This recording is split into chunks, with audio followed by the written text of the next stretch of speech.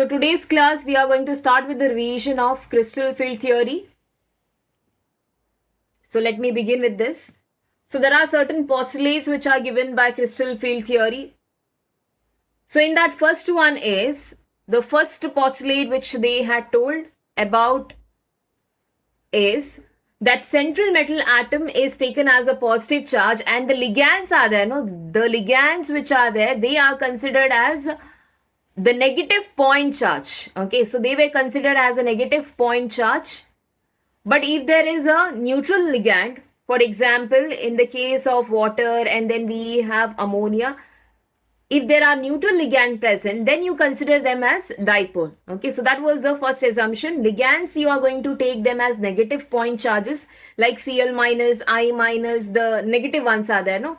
All those you are going to consider them as a point charge where the whole charge will be concentrated in one particular point. Okay, so that is what is told by the first postulate. And then if you are having a ligand which are neutral, then you consider them as dipole because you will get them into two charges. Okay, there will be a charge separation which will be taking place within the molecule because of different kind of atoms which are present in them. So oxygen will carry a negative charge, hydrogen carries a positive charge. Okay, so that will be a dipole created.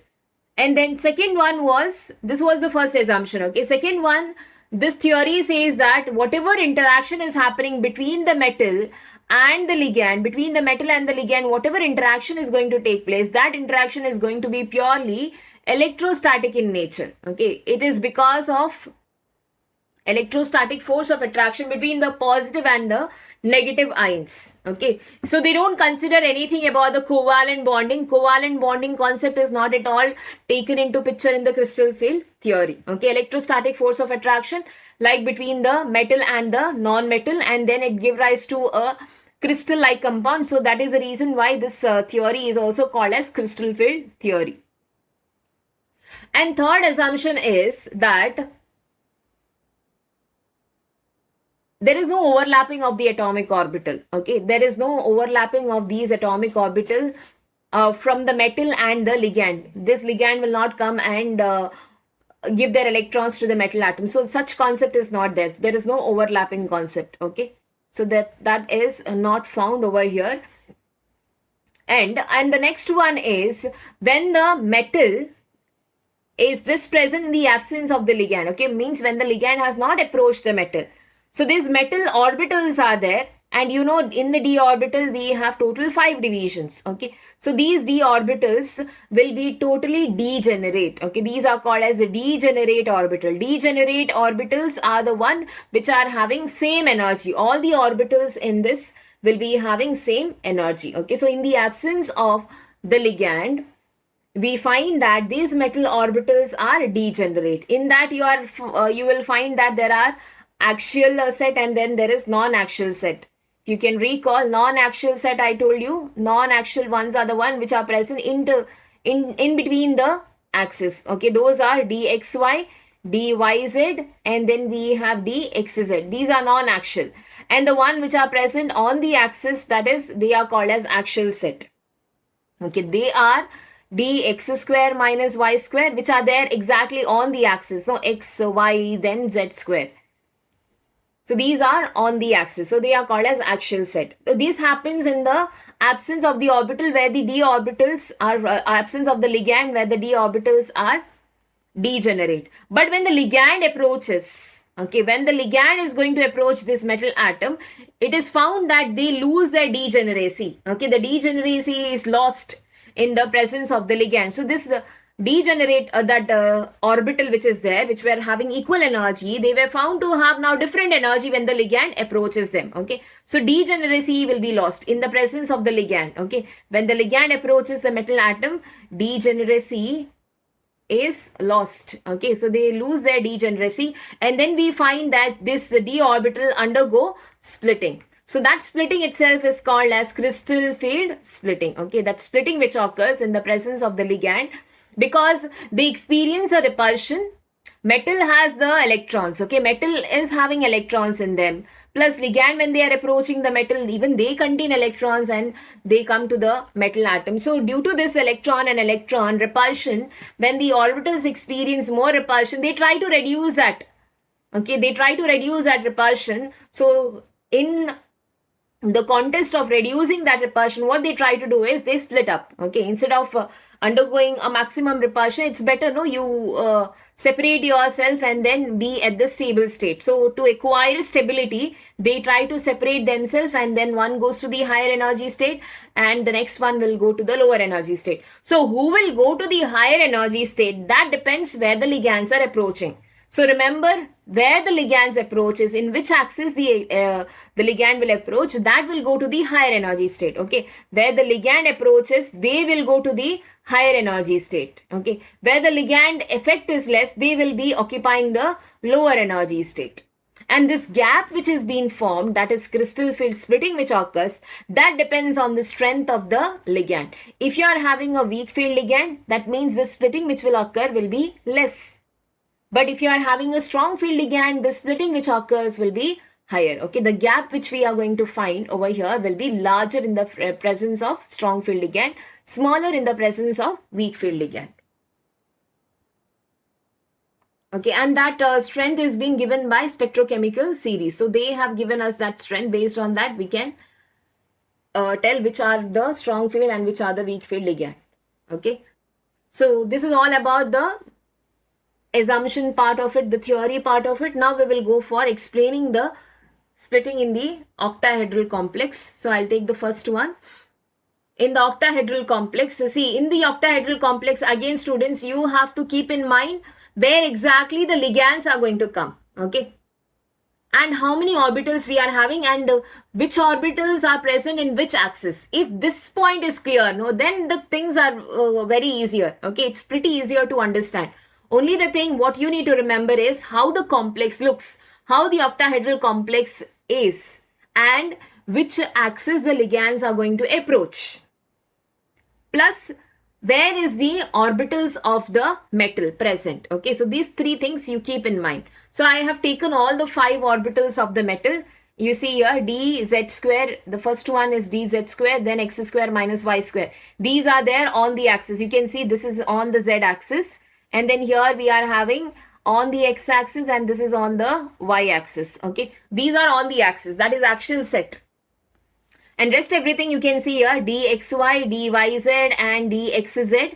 These three are present in between the axis. Okay, so this is how the metal orbitals are. But these are not present individually. 5 orbitals are not present separately. They are clubbed together. Okay, so they are clubbed together. All these 5 are present as one whole clusters. Okay, so you need to keep that in mind. So they are present together and they were found to have equal energy in the absence of the ligand. And how is the structure of this octahedral complex? Octahedral complex is like this. Okay, I'll write it over here.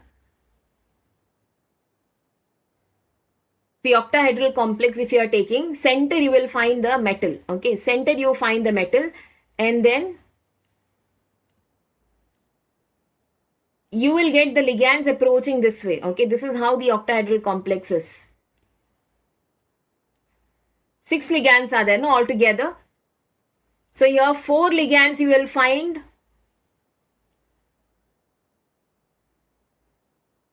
on the x-axis and then y-axis together. Okay, so I'm talking about x-axis. Let me take this as x-axis and this I will label as y-axis. So 2 ligands you will get on x-axis, 2 ligands you will get on y-axis, and 2 ligands you will get on z-axis. This is how they approach. Okay, this region is where they are approaching.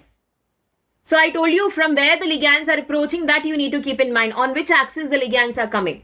So you will find them coming from the x-axis, 2 comes from the x-axis, 2 comes from the y-axis, and 2 comes from the z-axis. Now, based on where they are going to approach the metal atom, you have to search which orbitals of the metal are present on this axis. So you will be able to find out the orbitals which are present where the ligands are going to approach. Those are, that is x square minus y square, which are there on the axis. And then we have d z square, which are there on the axis. Rest everything is in between.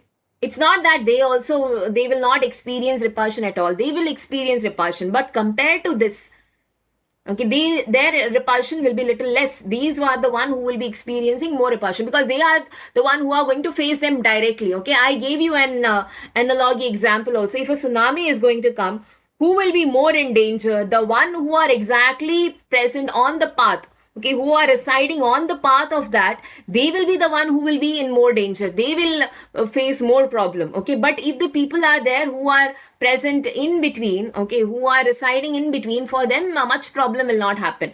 The one who are there on the path, they will experience more problem. Okay, so here also, when you are seeing that the octahedral geometry is like this, okay, this is how the geometry is, where we find on the x-axis 2 ligands will come, on the y-axis 2 ligands will come, and on the z-axis 2 ligands will come. So which are the orbitals which are present exactly on the axis? So here we find one orbital, okay, that is xy and y, x square minus y square, and one more orbital is above, that is dz square. I hope you are able to see. If you want, I will change the color. Okay, so this is one orbital here, green one, if you are able to make out. Okay, this one orbital is here and one orbital is up. So these are the one who are exactly present on the path of the ligand. So they will be the one who will be experiencing more repulsion. So if they experience more repulsion, they want to reduce that repulsion. How they can reduce the repulsion? Split up. Okay, just to go to the higher energy state, because they were experiencing the repulsion, so these will go to the higher energy state, and the one who are experiencing the lower repulsion, they will go to the lower energy state. So then the splitting occurs. So here, this is how you need to explain. So here I will write the energy. Okay, energy is increasing. Initially, you can see these are the metal d orbital. You will draw 5 lines. Okay, when you are explaining the octahedral splitting, draw 5 lines. In that 5 lines represents the 5d orbital. One is dx square minus y square, dz square, dxy, yz and xz. Okay, this was in the initial case, which I told you, the degenerate case. Okay, so these here, the orbitals are degenerate. Metal orbitals are degenerate. All of them are having equal energy. But then the ligand approaches. Okay, the next case is when the ligand is approaching. When the ligand approaches, they increase their energy. Okay, the energy level increases. That increase in energy you are showing in the form of splitting. Okay, so here whatever increase happens, that immediately you have to show in the form of splitting. So here immediately we have shown the splitting. The one who were present on the path, they were experiencing more repulsion, so they have gone to the higher energy state. And the one who were present in between the axis, they were experiencing less repulsion, so they have gone to the lower energy state. Okay, so this higher energy ones are x square minus y square and dz square. These are also called as Eg orbital. Okay, and they are doubly degenerate orbital, Eg orbital. And the three which have gone to the lower energy state, they are called as T2G orbitals. Okay, so these are T2G, triply degenerate orbital. Okay, then you have to write down the splitting value. Okay, the whole difference which is there, that is the splitting gap is there. No, that is denoted as delta naught. Okay, that gap is denoted as delta naught. That naught is for O. Okay, it is actually O because it is for octahedral complex. So that change which is occurred here, it is O itself. And then this center where they got splitted up, okay, this center is called as barycenter. Okay, so you need to remember this center is called as barycenter. It's like the path where they got separated out. Okay, so this value will be 0. So on the whole, you should get 0 value. No, from here, some have gone to the higher energy state and some have gone to the lower energy state. So total value should become 0. So that was the reason why this is taken as 3 by 5 and the below one is taken as 2 by 5. So when you calculate that, you will be able to understand 3 by 5 means it will be approximately 0.6. Okay, this will be 0.6. If you want, you can do the calculation and check out. It will be 0.6. 0.6 into how many orbitals have gone up. So the number of orbitals which have gone up is 2. So 0.6 into 2 will give you 1.2. And the one which has gone to the lower energy state, this usually we denote with minus sign. Okay. So here this 2 by 5 is nothing but minus 0.4. Because both of them are in the opposite extreme ends. No? So one is taken as positive, one is taken as negative. So minus 0.4 into 3 orbitals are there. So that will give you minus 1.2. So on the whole, plus 1.2 and minus 1.2 will become 0. Okay. So that is the center value. So that is the reason why these values have come out like that. Okay. Or one more way for you to make it easy, you remember in that sense, 2 orbitals have gone up. So remaining is 3 out of 5. So 3 by 5. Okay. 2 are up, remaining is 3, 3 by 5. 3 are down, so 2 are remaining, so 2 by 5. Okay, so this is all about the octahedral complex. You don't have much things you can explain in your own words, but then this diagram you draw it correctly. Okay. Initially showing that energy you have to show, which is increasing because they were found to show a higher energy increase in the presence of the ligand, and then that increase which has happened, it doesn't stay. Okay, immediately they split up. The increase in the energy which has happened, they split up so that they can acquire a stability. So in that you find 3 going downwards and 2 going upward. I hope it's clear to everybody. So this is all about octahedral complex. Okay. Now we'll go for next one, tetrahedral complex. If octahedral is clear, no students, then tetrahedral is not that difficult. It's almost same only. The only difference is you need to remember which direction the ligands are going to come. Okay, in octahedral you saw they are coming from x-axis, y-axis and z-axis. Now you see how the tetrahedral complex looks like. So if you see the geometry of this is how the tetrahedral complex is. Okay, you can see ligand, this yellow mark one which I have written here.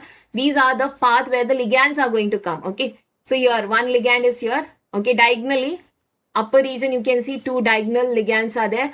And then here these are the 2 ligands. Okay, this is how in a octahedral small unit cell the octahedral geometry will be fit in. And then you see the metal. Metal is here in the center. Okay, so metal, if I am taking here, this will be the z-axis. Okay, and here will be, one will be the x-axis and one will be the y-axis. Okay, so I will just write here this way. So here these are the axis. So on the axle you don't find any ligand approaching.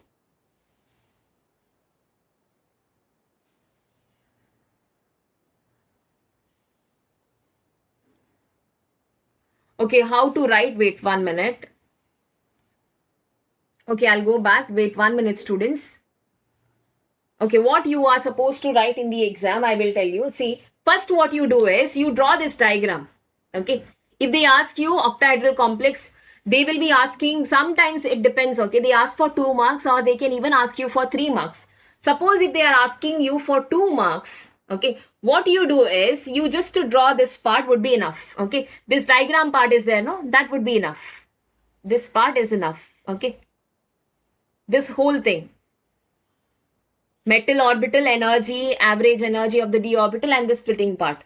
But if they ask you for 3 marks, then you draw this. After that you need to give the explanation. Okay, what will be your explanation? You need to start from the beginning.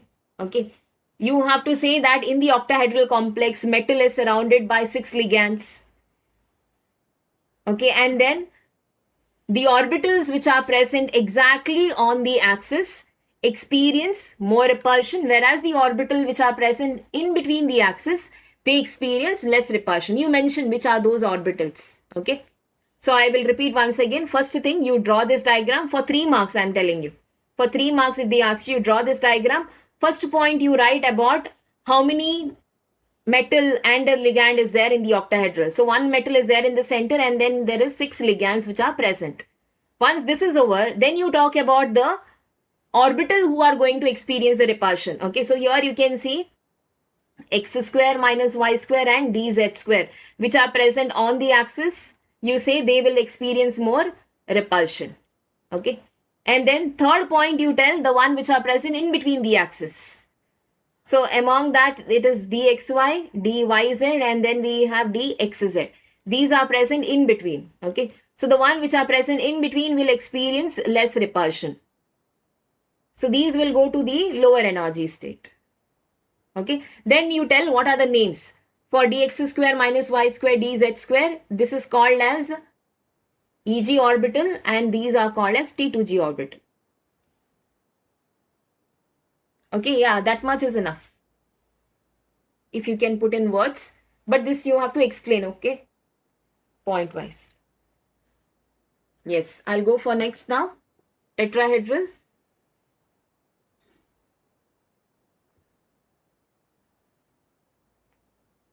All this you don't have to draw, okay? The orbitals are there, no? That you need not draw.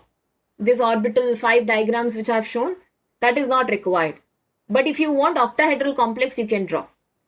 Center, you show the metal, and then ligands, 6 side ligands. You can show even the axis so that you are also clear and the person who is correcting also understands.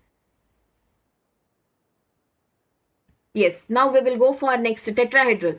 Tetrahedral also similar way you are going to explain. So here I showed you the geometry, know how it is. Tetrahedral, if you want, you can draw this figure, okay? So you find that ligands are present here. See, this side are the ligand. On the opposite side, diagonally they are present. And the metal axes are here, this side, okay, which I have drawn in the green. The green marking, you can see these are the axes of the metal, okay, x-axis, y-axis, and then we are having z-axis. This I'll take as x, and this let me take as y. So now here, you can see that the orbitals which are present on the axis, they are not going to experience any repulsion, much repulsion from the ligand, because ligands are going to approach from this side. You can see here, these ligands are coming in between, okay, and the metal axial orbitals are here. These are the axial orbitals. So axial orbitals are not going to experience much repulsion. Who are the one who are going to experience more repulsion? The one who are going to present, like the one which are present in between the axis. So here what is found is, initially again d orbital has equal energy, okay. When the ligand comes, energy increases. Who are the one who are experiencing more repulsion now? That is dxy, yz and dxz. So they go to the higher energy state. And the remaining two who were experiencing less repulsion, they will go to the lower energy state. Okay. So this writing part will be same. Initially d orbital of the metal atom, then average energy of the d orbital in the crystal field, spherical field, you write. And then you say splitting of the d orbital happens in the tetrahedral crystal field. There it was octahedral. The gap is taken as delta T because it is tetrahedral. So you will write a T over here, okay, instead of O. Now here see 2 have gone downwards. So you will write 3 by 5 and 3 have gone upwards. So 2 by 5. Okay. It is delta T itself. Now here G is not being used. We just write E and then T2. Don't write T2G and EG because these orbitals are still not having equal energy. They can further undergo splitting. So that's the reason why it is written as T2 and EG.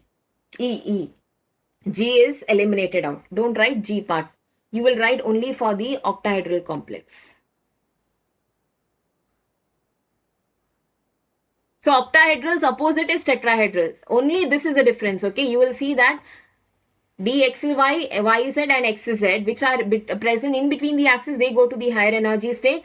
The x square minus y square and dz square orbital are going to the lower energy state. Only that is a difference. I hope this part is clear. Again, here you can explain. If they ask you for 3 marks, you explain for the metal how many ligands are there.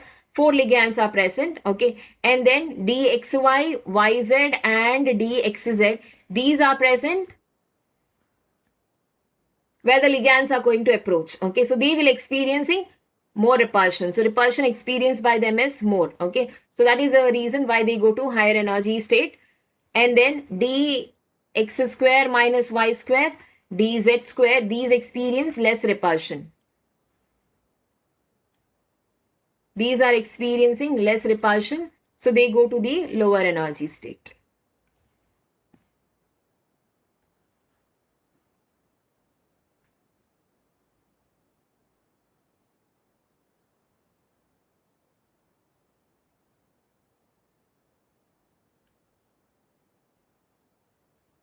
Yes, okay, no students. Did you follow this part now? Crystal field splitting is fine. Don't go into a detailed concept of it. In a brief, whatever is given for your syllabus, that much is enough. Okay. Because in higher classes, still there is other things which are happening that you will learn in your higher classes. Now for your PUC level, this much is enough.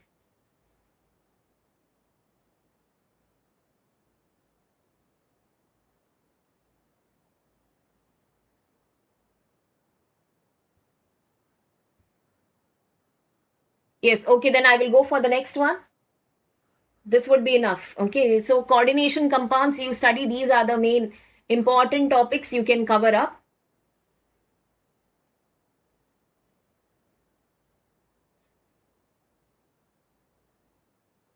So I've told you the important things are few definitions you study, Werner's postulate you study thoroughly, VBT, and then this splitting. And then even what is a spectrochemical series, what is homoleptic, what is heteroleptic, and then how to write the IUPAC naming.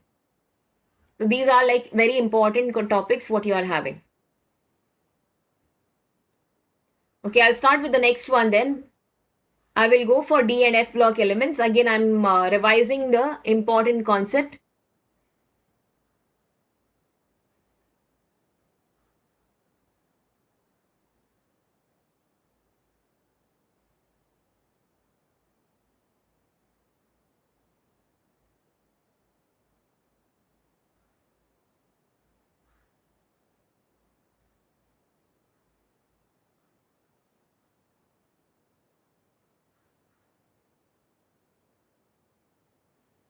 Yes, here they are not considering, so that is one drawback, okay? Here they don't consider the pi bonding. So where we consider it is, it's in the synergic bonding. So there we take into account, okay, the pi bonding which takes place. In synergic bonding, we are explaining that. So this comes under the drawback only. Yes, I'll start with the D and F block element. So here, in this important is what is the general electronic configuration, okay, for D block. And D block, again, they have made it very short for this this exam, okay, for this particular year, it's very small. So the general electronic configuration of D block is n minus 1. Okay, how many orbitals are possible in the D? And you know D is present inside, no? When you write electronic configuration, you will see that, for example, for scandium, you will get 3D and then you will have 4s, correct? No, so that D orbital comes inside, 3D and then 4s. So we write n minus 1d. How many electrons are possible? From 1 to 10 electrons are possible, okay? And then we have next, that is the last shell. So that we write as ns. And in s orbital, the number of electron possible is from 1 to 2. Supposed to be 0 to 2, but then your book gives from 1 to 2, okay, because palladium is one of the element which shows zero oxidation, like here ns orbital they have 0 electron, but the NCERT follows this particular electronic configuration, so even you will follow the same thing, okay? So n minus 1 d, 1 to 10 electrons are possible in the d orbital, and then in the last shell, that is s orbital, 1 to 2 electrons are possible, okay? So this will be the general electronic configuration, and the D block elements are also called as transition elements. The D block elements are also named as transition elements. Why they are named as transition elements? Because they are having a property which are intermediate between the S block. See, you can see on the extreme side you have S block elements. These are the S block element, and that side we are having P block elements. So on the extreme side you find there is S block and the P block element. And transition elements properties were found to be intermediate between these two elements. So they are also called as transition element. And one more reason is because there is DD transition possible. So from scandium to copper, these are actually the transition elements, okay, where the DD transition is possible because of the number of electrons present in them. From scandium to copper, if you are going, you will see there is 9 electrons, okay, copper is a 9 electron and scandium has 1 electron. So if there is unpaired electron present, then you know that transition is possible because you have even studied in the coordination compound. I told you this d orbital in the presence of the ligand, they undergo splitting, no? You have seen just now in the crystal field theory also. They undergo splitting. So when they undergo splitting, the transition can be possible here. DD transition. This is called as DD transition. So due to DD transition, if the transition has to take place, they should have unpaired electron. If you talk about zinc now, zinc has 3D, 10 electron and 4s, 2 electron. So in this particular case, there is no DD transition possible. But still, zinc, cadmium and mercury, they are placed one below the other as transition series because of their configuration. They are having 10 electrons in the d orbital. Due to that, they are placed in this particular series. Okay. Otherwise, they are not called as transition elements. We don't call them as transition elements. They are just d block elements which are placed here due to their configuration and some of the properties which they are showing. Okay, so that is about the electronic configuration and why they are called as transition elements. You can keep in mind. Then next, after that, we have the 3D elements. Okay, you have 3D series, 4D series, 5D series and 6D series. Total 4 series are there, okay, for you all to study. So in that, 3D series elements you need to study correctly, okay. So this is scandium to zinc elements you should know by heart. Okay, so I'm stressing over here. Remember these elements correctly. Okay, so scandium is the first one. Scandium, titanium, vanadium, chromium, manganese, iron, cobalt, nickel, copper, zinc. And I gave you the mnemonic how to remember. If you are able to recall, or if you have listened only, then you will be able to remember this. Now, in this particular electronic configuration, okay, there are exceptional cases. You can see here, that is for chromium. Chromium atomic number 24 is showing one exceptional configuration, and copper is showing an exceptional configuration. Okay. So here, this is happening. Why? Because if you put one electron, supposed to be 4s2, no, like this. For chromium, supposed to be 4s2 and 3d4. But then, if you put one electron in the d orbital, they will have half-filled orbitals. And you know, half-filled orbitals are more stable than compared to incompletely filled orbitals. So that is the reason why chromium shows this particular configuration. Exceptional configuration which is shown. The reason is because half-filled orbitals are more stable. And then in the case of copper also, copper we find this is the electronic configuration. Okay. So it's argon, and then supposed to be 3d9 and 4s2, but one electron from the 4s2 is shifted to d orbital so that it makes them stable. Okay, so this is fully filled orbitals. So it is filled orbital, and those are half filled orbitals, more stable. So that is the reason why electronic configurations are a little different. Remember this when you are explaining the oxidation state, when you are explaining the color, in all that time you need to keep this in mind. So I am repeating once again. Remember chromium configuration when you are writing, write 4s1, 3d5, and for copper also when you are writing, write 4s1 and 3d10. Only then you will get the correct answer, and you will be able to give the reason for the changes which are happening.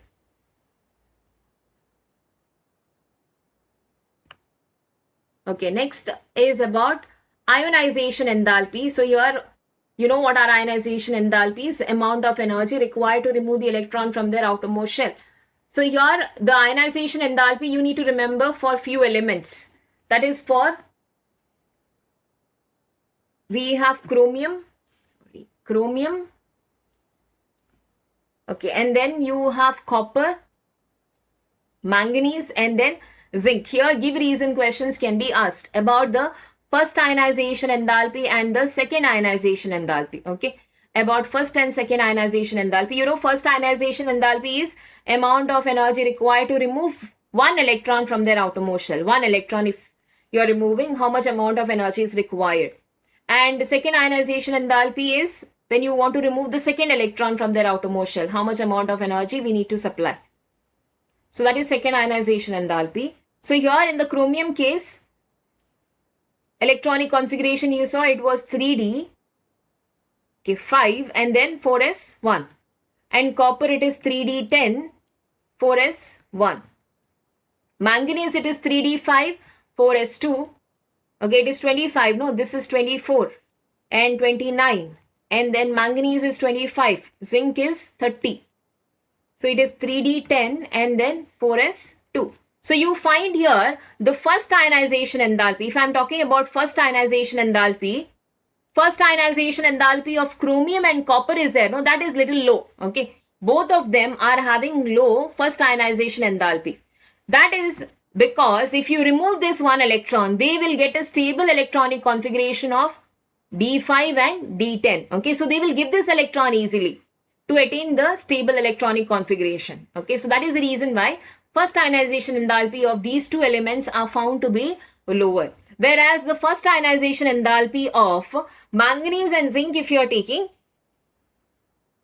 the full orbitals which are there, here it is half filled and here it is fully filled. Okay, here also it is half fully filled, and then the s orbital is also fully filled. So that is the reason why when the whole configuration is stable, fully filled, then it becomes difficult, no? Filled orbitals, it is more difficult to remove the electrons. So these, the first ionization enthalpy of manganese and zinc is found to be higher, whereas for copper and chromium it is lower, because they will give this electron easily. But if you are talking about the second ionization enthalpy, if you are talking about chromium and copper, that is going to be higher, because once they lose the electron, the electronic configuration of chromium will become 3d5 4s0. Okay, and then copper will be 3d10 4s0. So your stable electronic configuration of half filled and fully filled. From here, if you want to remove the electron, then the amount of energy which we need to supply will be quite higher. So that's the reason why second ionization enthalpy of copper and chromium both will be higher. Okay, so here the give reason question is in this way. Explain why the second ionization enthalpy of chromium and copper is higher. Okay, so you need to give the reasons. The reason is very simple: stable electronic configuration. You write the electronic configuration and show them that this is the reason why they are showing high ionization enthalpy. Manganese and zinc, second ionization enthalpy, if you have to explain their electronic configuration, after losing one electron, it will be 3d5 and then 4s1. Here, zinc, after losing one electron, it will be 3d10, 4s1. Okay. So they will give this one electron. Only one electron is present. No, easy to donate this one electron and attain the stable electronic configuration. Okay, so they will give it easily. So that is the reason why second ionization enthalpy will be lower. But if you are talking about third ionization enthalpy of this will be higher, because from the stable electronic configuration, you have to remove the electron. Yes, okay. So that is all about ionization enthalpy concept.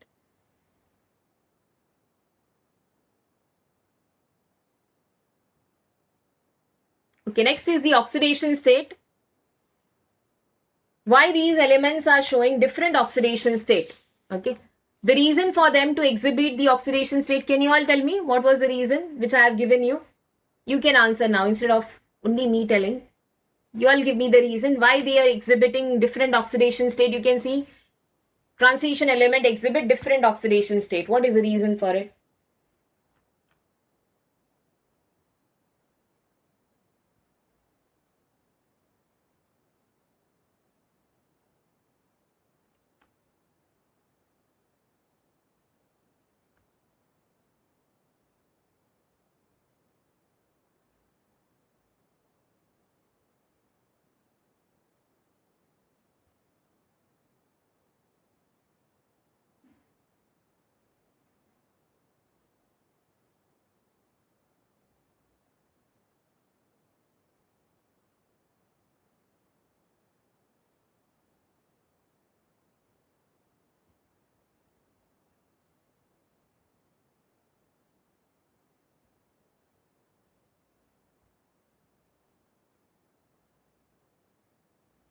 Yes, very good. Because it is, the reason is because of the number of electrons which are present in the s orbital plus participation of the d orbital. Very good. So that is the reason why they can show different kind of oxidation state. Means how many electrons can be removed. It can be removed from the s orbital. It can also be removed from the d orbital. So here, these are the two reasons. Okay, it depends on oxidation state, depends on, one is because of the electrons which are lost from ns orbital and the electrons which are lost from n-1 d orbital. Okay, so these are the outermost shell. The number of electrons can be lost from the outermost shell, plus the electrons can also be lost from the penultimate shell. Okay, the shell which is present before that, it is called as penultimate shell. So these are the two reasons why the element, and the difference is very small, okay, between the s orbital and the d orbital. Since the difference is very small, it's easy to remove the electron from the outermost shell and they exhibit maximum oxidation state. And which element shows the highest oxidation state? This you need to keep in mind. Okay, that is manganese is the element which shows maximum oxidation state. +7 oxidation state is shown by manganese when they are in KMnO4. Okay, in KMnO4 you can find, if you want, you can calculate the oxidation state of manganese here. You will get to know that they are in +7 oxidation state. So this is the highest oxidation state exhibited by the transition element in 3D series. Okay, next is about magnetic property. Magnetic property, when you are explaining students, you need to talk about the unpaired electrons. Suppose if the electrons are paired, you know, they will be paramagnetic in nature, and if the electrons are paired, then they will be diamagnetic in nature. Okay, so if they are having unpaired electrons present, unpaired electrons, they are paramagnetic, and if the electrons are paired in them, they are diamagnetic in nature. So here you are explaining that how much is the magnetic property exhibited using magnetic moment. Means when you get the magnetic field with this particular elements, okay, when you apply a magnetic field with this element, okay, the property exhibited by these electrons when they get involved with the applied magnetic field, that itself is called as magnetic moment, and that can be calculated using this formula. That is mu is equal to root of n plus 2. Okay, this formula is called as spin only formula. So using this formula, you can calculate what is the magnetic moment, means how much is the magnetic property exhibited by them, where n represents the number of unpaired electrons. Okay, n stands for number of unpaired electrons. Okay, and the unit which we write for this, the unit which we write is Bohr magneton, capital B and M. So you can calculate for different elements what will be the oxidation state exhibited by them. For example, if I tell you now titanium 3 plus, titanium element is having 22 atomic number. So electronic configuration is 3d2 and then 4s2. 3 plus, when I tell you, that means you have to remove 3 electrons. So remove 3 electrons from here. 3 electrons we need to remove. So when I remove 3 electrons, you know, always electrons should be removed from the last orbital. So 4s you remove 2 electrons, and then from the d orbital you remove 1 electron. So you will get 3d1 and then 4s will be 0. So how many unpaired electron? N value is going to be 1 here. Okay, n value is 1. So substitute that 1 value here. So you will get root of 1 plus 2, that is root 3. So root 3 is nothing but 1.73 Bohr magneton. So this question can be asked. Okay, how to calculate the magnetic moment? Calculate the magnetic moment for different elements can be given.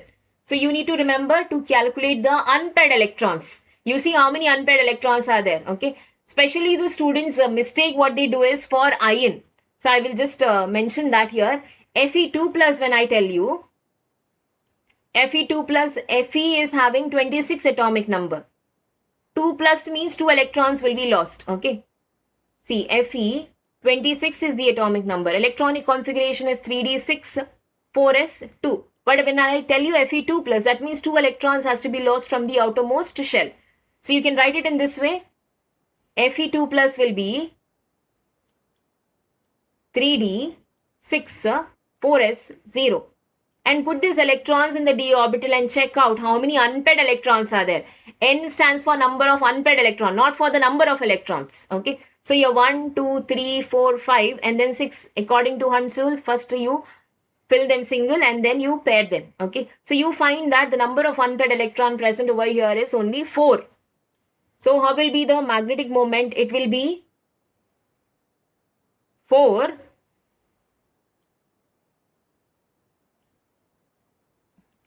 and then bracket 4 plus 2. Okay, so when you calculate, I think your answer comes out to be around 4.86 because it is 6 into 4, no? So 24, root 24 when you take, you get 4 point something will be the answer, 4.89 Bohr magneton. Okay, so keep this in mind. You don't have to count the total electrons, you need to count the total number of unpaired electrons, not the paired one. So cancel this paired one because this diamagnetic paired electrons will not show any magnetic moment. Who will show the magnetic moment? The number of unpaired electrons which are